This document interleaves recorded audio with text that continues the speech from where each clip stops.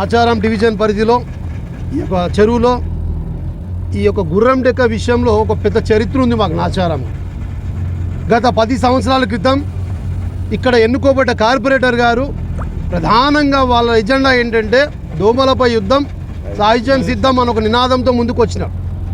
మరి ఈరోజు 10 సంవత్సరాలు గడిచినప్పటికీ మరి దోమలు ఒకటి కాదు కానీ 100% పెరిగి ఈ యొక్క నాచారం పరిసర ప్రాంతం అంతయు ఈ ఎర్రగుంట అయినప్పటికీ, బాబానగర్ అయినప్పటికీ ఈ గుర్రం డెక్క అంతా క్లీన్ చేసి ఇక్కడ వాకింగ్ ట్రాక్ వేసి సుందరీకరణ మినీ ట్యాంక్మెంట్ చేస్తామన్నది వాస్తవమా కాదా అని ఈ సందర్భంగా ఈ కార్పొరేటర్ గారికి ప్రశ్నిస్తున్నాం.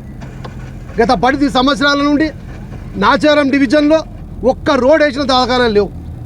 మీరు చూసినట్టయితే కాంగ్రెస్ ప్రభుత్వం వచ్చింది, ఈ సందర్భంలో గత సంవత్సరంన్నర కాలం నుండి ప్రతి కాలనీలో రోడ్లు పడుతున్నాయి. మీరు గమనించండి, ప్రతి కాలనీలో రోడ్లు.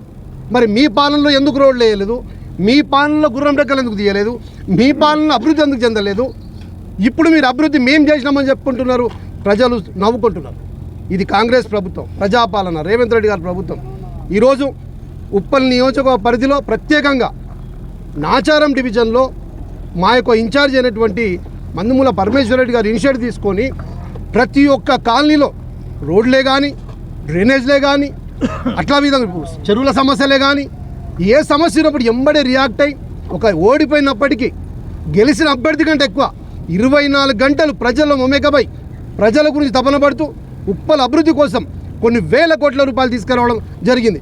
గెలిచిన ఎమ్మెల్యే స్థానంలో కూడా అన్ని కోట్లు తీసుకురాలేదు, కానీ మా పరమేశ్వర రెడ్డి గారు ఎన్నో వేల కోట్ల రూపాయలు తీసుకొచ్చి ఉప్పల్ని అభివృద్ధి చేస్తూ ప్రత్యేకంగా నాచారాన్ని మరియు ప్రత్యేక దృష్టితో ఈరోజు మా యొక్క అధ్యక్షుడు శ్రీకాంత్ గౌడ్ గారి ఆధ్వర్యంలో నాచారం మాత్రం జబర్దస్త్ అభివృద్ధి జరుగుతుంది. దీనికి ఎవరు కాదని లేరు.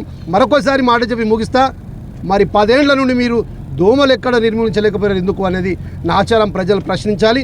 ప్రత్యేకంగా ఎవరైతే నాయకులని చెప్పుకున్న టీఆర్ఎస్ నాయకులని చెప్తూ వారందరికీ నా ప్రశ్న, మరి మనందరం ఇక్కడ స్లమ్ ఏరియా ఓట్లే అడుగుతాం.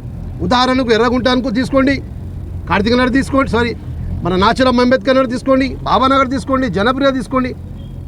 ఓట్లేమో మనవి, పరిశుభ్రతేమో కాలనీలల్లా. ఇది కరెక్ట్ కాదు. ప్రజలు ఈసారి ఖచ్చితంగా బుద్ధి చెప్తారు, దీంట్లో అనుమానమే లేదు. కాబట్టి మరొకసారి మా ప్రభుత్వం తీసుకున్నటువంటి ఇనిషియేటివ్ వాళ్ళందరూ కూడా నాచారం ప్రజల కార్యకర్తల తరపు నుండి, నాయకుల తరపు నుండి ప్రత్యేక నమస్కారాలు తెలియజేస్తాను.